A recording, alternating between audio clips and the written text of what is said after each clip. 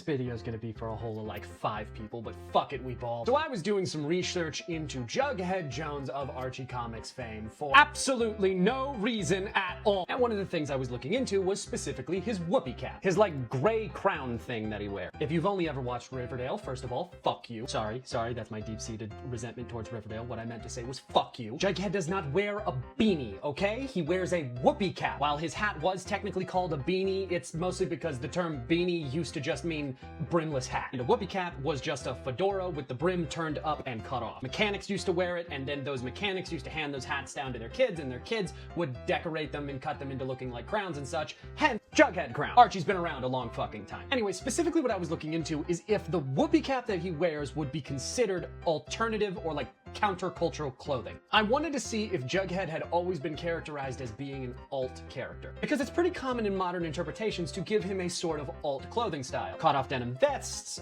darker clothing, just a general more alt out there clothing style. And I found a few things. One, as I described, the whoopee cap is a pretty heavy cultural class symbol. It originates from like blue collar workers and then the children of those poor blue collar workers, so it is a symbol of a lower class person and usually a shorthand for a hoodlum. It was used the same way that we would use like a leather jacket on a character to show that they're like cool and edgy. They might be a bit of a troublemaker. Way back in the 1940s when Jughead showed up wearing this fucking hat, yeah, that was kind of alt for the time. Which then led me to the second thing that I discovered, which is Jughead has a very long history of being dressed in what would be considered the countercultural clothing of the day. In the 40s, he was wearing a whoopee cap. In the 60s, he started wearing more like hippie clothing. 2015 reboot rolls around and he's dressed more like a punk. So I'm like, cool, that's all I was looking for. I wanted proof that Jughead had always been considered sort of alt and counterculture. But then I got led to my third discovery. Now, if you don't know, outside of Deadpool, for pretty much my entire childhood,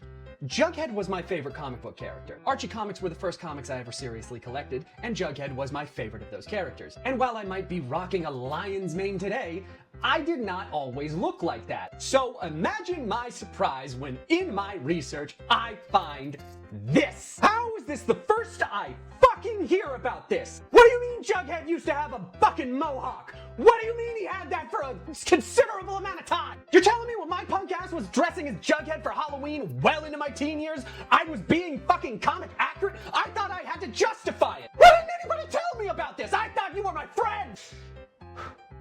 I'm cool.